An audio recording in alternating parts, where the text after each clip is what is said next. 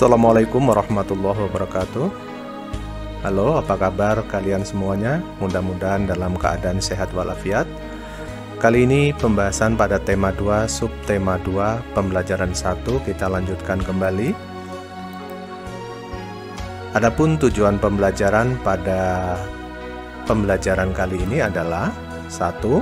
Setelah membaca teks tentang perjuangan mempertahankan kemerdekaan Indonesia, siswa mampu mengidentifikasi ciri-ciri kalimat efektif pada teks tentang semangat persatuan. 2. Setelah membaca teks dan berdiskusi, siswa mampu menuliskan peristiwa penting tentang semangat persatuan dan kesatuan menggunakan unsur apa, di mana, kapan, siapa, mengapa, dan bagaimana dengan menggunakan kalimat efektif. 3. Setelah membaca teks dan menggali informasi dari berbagai sumber, siswa mampu menyebutkan makna upaya mempertahankan kemerdekaan melalui peta pikiran. 4. Setelah membaca teks dan menggali informasi dari berbagai sumber, siswa mampu mempresentasikan contoh upaya mempertahankan kemerdekaan melalui peta pikiran. 5. Setelah melakukan pengamatan dan menggali informasi dari berbagai sumber, siswa mampu mengidentifikasi ciri-ciri hewan berdasarkan habitatnya. Setelah proklamasi kemerdekaan Indonesia 17 Agustus tahun 1945, seharusnya bangsa Indonesia telah merdeka dan terbebas dari segala bentuk penindasan serta penjajahan. Namun, kenyataannya tidak demikian. Bangsa Indonesia masih perlu berjuang mempertahankan kemerdekaan Indonesia. Mengapa? Ayo membaca Pertempuran Surabaya. Pada tanggal 25 Oktober tahun 1945, tentara sekutu yang dipimpin oleh Brigadir Jenderal Malabi, tanggal 27 sampai 30 Oktober tahun 1945, terjadi kontak senjata antara para pemuda Indonesia dengan pasukan Inggris. Dalam pertempuran ini, pasukan Inggris dapat dipukul mundur, bahkan puncak dari pertempuran tersebut adalah terbunuhnya pemimpin pasukan Inggris, yaitu Brigadir Jenderal Malabi. Pada tanggal 9 November tahun 1945, Inggris mengeluarkan ultimatum yang berisi, semua pimpinan dan orang Indonesia yang bersenjata harus melapor dan meletakkan senjatanya di tempat yang ditentukan, dan menyerahkan diri dengan mengangkat tangan. Namun, ultimatum tersebut ditolak oleh pihak Indonesia. Pada tanggal 10 November tahun 1945, terjadi pertempuran yang sangat dahsyat. Pasukan Inggris menggempur Surabaya dari darat, laut, dan udara. Peristiwa 10 November ini diperingati sebagai Hari Pahlawan. Berdasarkan teks, isilah peta pikiran berikut menggunakan kalimat efektif. Dengan menggunakan aspek apa, mengapa, siapa, bagaimana, kapan, dan di mana, yaitu tentang pertempuran Surabaya. Baik, saya kasih contoh dengan menggunakan aspek apa, yaitu pertempuran yang terjadi di kota Surabaya. Dengan menggunakan aspek mengapa, ultimatum Inggris agar pimpinan dan orang Indonesia yang bersenjata menyerahkan diri. Dengan menggunakan aspek siapa, yaitu pertempuran pasukan Indonesia dan pasukan Inggris. Bagaimana? Pertempuran berlangsung sangat dahsyat. Pasukan Inggris menggempur dari darat, laut, dan udara. Kapan terjadinya? Yaitu tanggal 10 November tahun 1945, di mana? Di kota Surabaya. Ini adalah contoh bagaimana cara mengisi teks pada peta pikiran dengan menggunakan kalimat yang efektif. Apa itu kalimat efektif? Kalimat efektif adalah kalimat yang mengandung gagasan, Pembicara penulis yang terdiri atas kata-kata yang mempunyai unsur SPOK atau subjek, predikat, objek, dan keterangan. Ciri-ciri kalimat efektif yang pertama adalah 1. Memiliki unsur penting atau pokok minimal unsur subjek dan predikat. Yang kedua, menggunakan struktur bahasa yang tepat. Yang ketiga, memenuhi kaidah ejaan yang berlaku. Yang keempat, menggunakan pilihan kata atau diksi yang tepat dan sesuai kebutuhan. Ini adalah ciri-ciri dari kalimat efektif. Setidak-tidaknya harus mengandung 2 unsur, yaitu subjek dan predikat atau SP.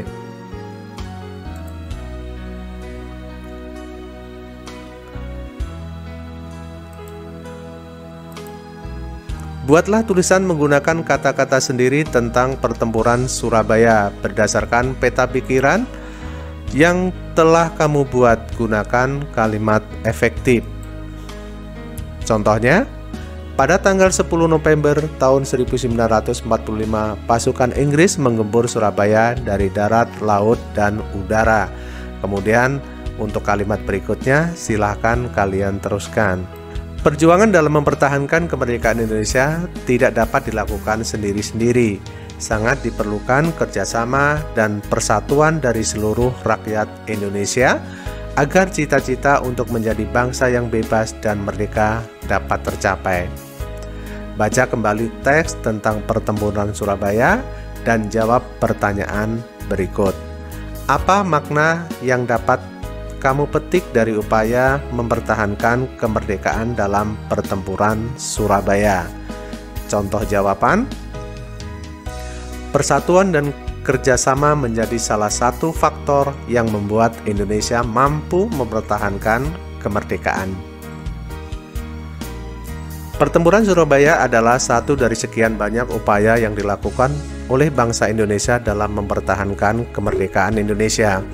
Masih banyak perjuangan lain yang dilakukan di berbagai daerah, misalnya pertempuran Ambarawa, pertempuran Medan Area, Bandung Lautan Api, agresi militer Belanda I, dan agresi militer Belanda II. Kamu akan mencari informasi tentang perjuangan dalam mempertahankan kemerdekaan secara berkelompok dengan pembagian tugas sebagai berikut. Nah, ini adalah tugas kelompok. Kelompok 1 mencari informasi tentang pertempuran Ambarawa dan disajikan dalam bentuk peta pikiran. Kemudian kelompok 2 mencari informasi tentang pertempuran Medan Area dan disajikan dalam bentuk peta pikiran. Dan yang ketiga, mencari informasi tentang Bandung Lautan Api dan disajikan dalam bentuk peta pikiran. 4. Mencari informasi tentang agresi militer Belanda I dan disajikan dalam bentuk peta pikiran. Dan yang terakhir adalah mencari informasi tentang agresi militer Belanda II dan disajikan dalam bentuk peta pikiran. Ini adalah tugas masing-masing kelompok yang telah dibagi. Setelah belajar tentang sejarah perjuangan mempertahankan kemerdekaan, sekarang kamu akan mempelajari tentang cara hewan menyesuaikan diri dengan lingkungan tempat tinggalnya. Apakah kamu pernah mengamati ayam, bebek, ikan, dan cecak? Amatilah gambar berikut.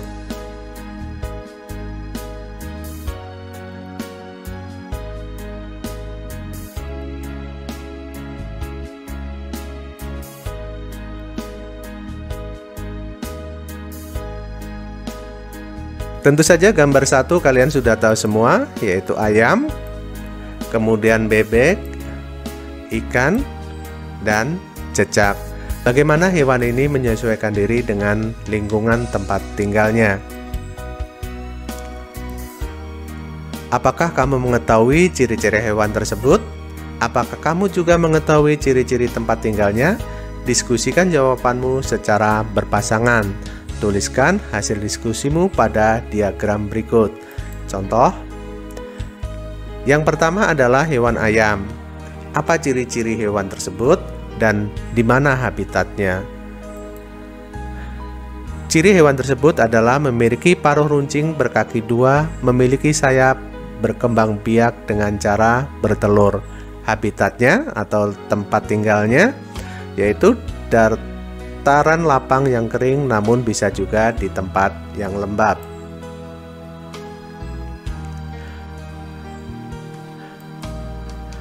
Kemudian bebek memiliki ciri-ciri paruh berbentuk sudu, leher panjang, kaki berselaput, bulu berlapis lilin, berkembang biak dengan bertelur. Ciri-ciri habitatnya adalah di darat seperti di daerah kering maupun air, serta daerah berlumpur. Kemudian yang ketiga adalah ikan, hidup di air, dapat berenang, bernapas menggunakan insang, memiliki sirip. Ini adalah ciri-ciri ikan. Kemudian habitatnya adalah perairan air tawar atau air asin. Dan yang keempat, ciri-ciri hewan cecak. Memiliki kaki yang mempunyai perekat untuk memanjat, dapat mematahkan ekor, memiliki lidah panjang.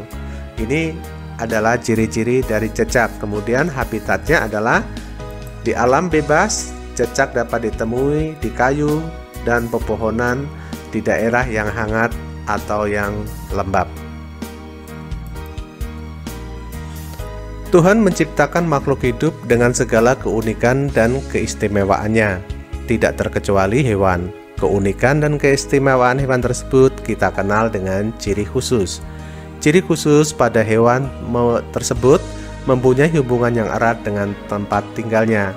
Misalnya, ikan memiliki insang untuk bernapas di dalam air, cecak memiliki perekat pada kakinya untuk dapat menempel di dinding, dan bebek memiliki selaput pada kakinya agar dapat berenang di air. Ayo membaca. Pernahkah kamu mengamati bebek berenang di kolam? Mengapa bebek dapat berenang dengan baik? Bebek memiliki ciri khusus yang disesuaikan dengan tempat tinggalnya. Bebek hidup di darat, namun untuk mencari makan, bebek biasanya berada di air.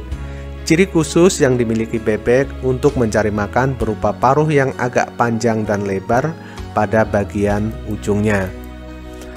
Bebek mencari makan di air seperti kolam, sungai, sawah, atau danau yang dangkal.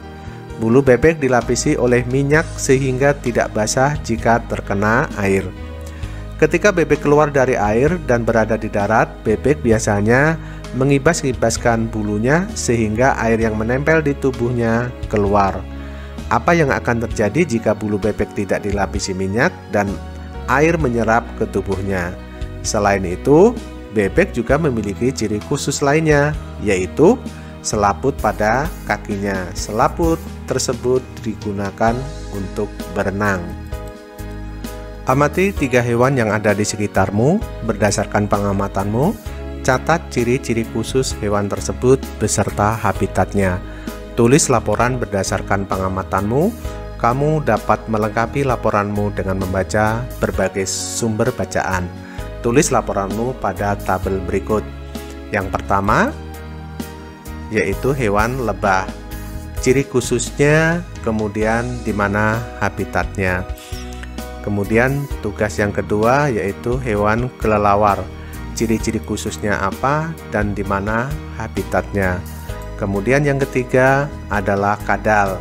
Ciri-ciri khususnya apa dan di mana habitatnya. Tulis kesimpulan berdasarkan hasil pengamatanmu. Untuk melengkapi tugas ini, kalian bisa membaca berbagai macam sumber bacaan. Demikian pembelajaran tema 2, subtema 2 pembelajaran 1. Kami akhiri. Wassalamualaikum warahmatullahi wabarakatuh.